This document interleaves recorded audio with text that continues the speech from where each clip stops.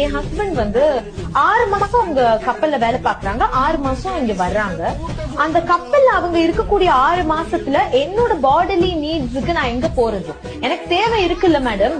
நான் அதனால இங்க ஒரு பாய் ஃப்ரெண்ட் வச்சிருக்கேன். நீங்க எப்ப மாப்பிள்ள விளையாட போறீங்க? டேய் மாப்பிள்ள உனக்கு விசா ரெடி ஆயிடுச்சான். டேய் மாமா சாயங்காலம் வந்துருவேன், போய் பர்ச்சேஸ் எல்லாம் முடிச்சிடலாம் சரியா?